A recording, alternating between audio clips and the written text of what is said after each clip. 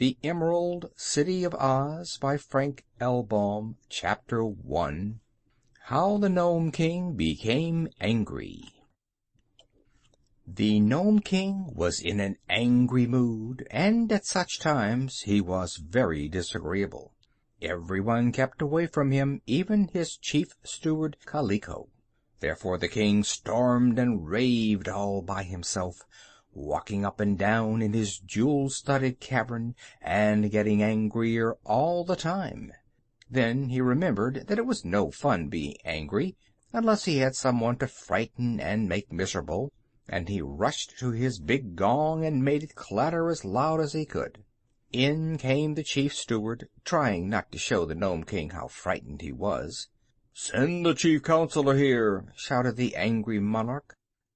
Kaliko ran out as fast as his spindle legs could carry his fat round body, and soon the chief counselor entered the cavern. The king scowled and said to him, "I'm in great trouble over the loss of my magic belt. Every little while I want to do something magical, and find I can't, because the belt is gone.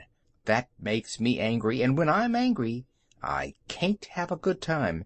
Now, what do you advise?" "Some people," said the chief counselor, "enjoy getting angry." "But not all the time," declared the king.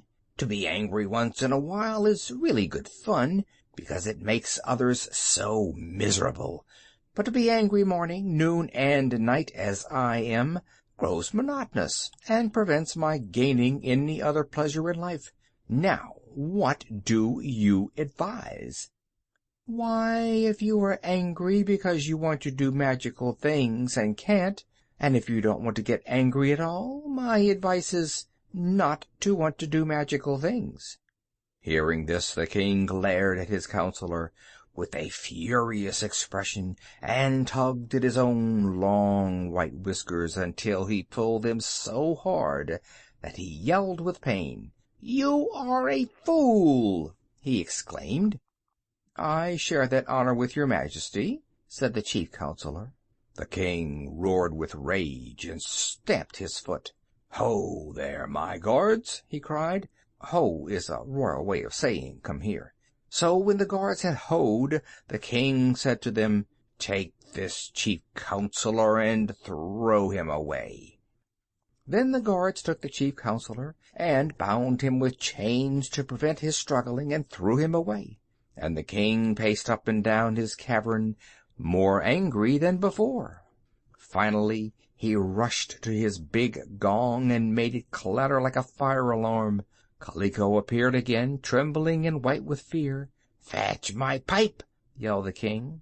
"Your pipe is already here, your majesty," replied Kaliko.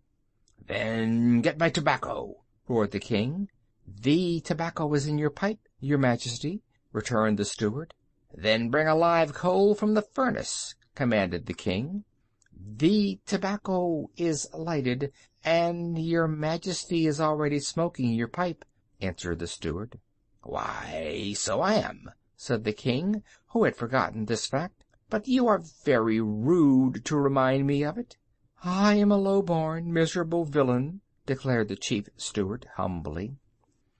The Nome King could think of nothing to say next, so he puffed away at his pipe and paced up and down the room. Finally he remembered how angry he was, and cried out, "What do you mean, Kaliko, by being so contented when your monarch is unhappy?" "What makes you unhappy?" asked the steward. "I've lost my magic belt. A little girl named Dorothy, who was here with Ozma of Oz, stole my belt and carried it away with her," said the king, grinding his teeth with rage. "She captured it in a fair fight," Kaliko ventured to say. "But I want it. I must have it. Half my power is gone with that belt," roared the king.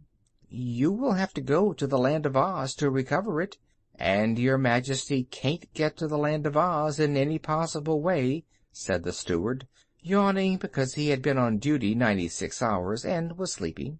"Why not?" asked the king. "Because there is a deadly desert all around that fairy country which no one is able to cross. You know that fact as well as I do, your Majesty. Never mind the lost belt. You have plenty of power left, for you rule this underground kingdom like a tyrant, and thousands of gnomes obey your commands. I advise you to drink a glass of melted silver to quiet your nerves, and then go to bed." The king grabbed a big ruby and threw it at Kaliko's head. The steward ducked to escape the heavy jewel, which crashed against the door just over his left ear. "Get out of my sight! Vanish! Go away! And send General Blug here!" screamed the Nome King. Kaliko hastily withdrew, and the Nome King stamped up and down until the general of his armies appeared. This gnome was known far and wide as a terrible fighter and a cruel, desperate commander. He had 50,000 gnome soldiers, all well drilled, who feared nothing but their stern master. Yet General Blug was a trifle uneasy when he arrived and saw how angry the Nome King was. "Ha! So you're here!" cried the king. "So I am," said the general. "March your army at once to the land of Oz, capture and destroy the Emerald City, and bring back to me my magic belt," roared the king. "You're crazy," calmly remarked the general. "What's that? What's that? What's that?" And the Nome King danced around on his pointed toes, he was so enraged. "You don't know what you're talking about," continued the general, seating himself upon a large cut diamond. "I advise you to stand in a corner and count 60 before you speak again. By that time you may be more sensible." The king looked around for something to throw at General Blug, but as nothing was handy, he began to consider that perhaps the man was right, and he had been talking foolishly. So he merely threw himself into his glittering throne and tipped his crown over his ear and curled his feet up under him and glared wickedly at Blug. "In the first place," said the general, "we cannot march across the deadly desert to the land of Oz, and if we could, the ruler of that country, Princess Ozma, has certain fairy powers that would render my army helpless. Had you not lost your magic belt, we might have some chance of defeating Ozma, but the belt is gone." "I want it!" screamed the king. "I must have it!" "Well, then, let us try in a sensible way to get it," replied the general. "The belt was captured by a little girl named Dorothy, who lives in Kansas, in the United States of America." "But she left it in the Emerald City with Ozma," declared the king. "How do you know that?" asked the general. "One of my spies, who is a blackbird, flew over the desert to the land of Oz and saw the magic belt in Ozma's palace," replied the king with a groan. "Now that gives me an idea," said General Blug thoughtfully. "There are 2 ways to get to the land of Oz without traveling across the sandy desert." "What are they?" demanded the king eagerly. "One way is over the desert, through the air, and the other way is under the desert, through the earth." Hearing this, the Nome King uttered a yell of joy and leaped from his throne to resume his wild walk up and down the cavern. "That's it, Blug!" he shouted. "That's the idea, General. I'm king of the underworld, and my subjects are all miners. I'll make a secret tunnel under the desert to the land of Oz. Yes, right up to the Emerald City, and you will march your armies there and capture the whole country." "Softly, softly, your Majesty. Don't go too fast," warned the general. "My gnomes are good fighters, but they are not strong enough to conquer the Emerald City." "Are you sure?" asked the king. "Absolutely certain, your Majesty." "Then what am I to do?" "Give up the idea and mind your own business," advised the general. You have plenty to do trying to rule your underground kingdom."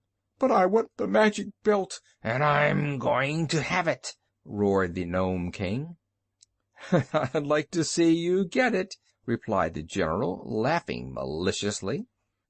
The king was by this time so exasperated that he picked up his scepter, which had a heavy ball made from a sapphire at the end of it, and threw it with all his force at General Blug.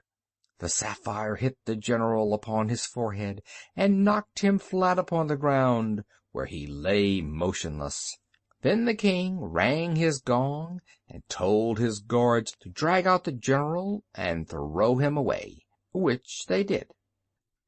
The Nome King was named Roquat the Red, and no one loved him. He was a bad man and a powerful monarch, and he had resolved to destroy the land of Oz and its magnificent Emerald City, to enslave Princess Ozma and little Dorothy and all the Oz people, and recover his magic belt. This same belt had once enabled Roquat the Red to carry out many wicked plans, but that was before Ozma and her people marched to the underground cavern and captured it. The Nome King could not forgive Dorothy or Princess Ozma, and he had determined to be revenged upon them. But they, for their part, did not know they had so dangerous an enemy. Indeed, Ozma and Dorothy had both almost forgotten that such a person as the Nome King yet lived under the mountains of the land of Ev, which lay just across the Deadly Desert to the south of the land of Oz. An unsuspected enemy is doubly dangerous. End of chapter 1.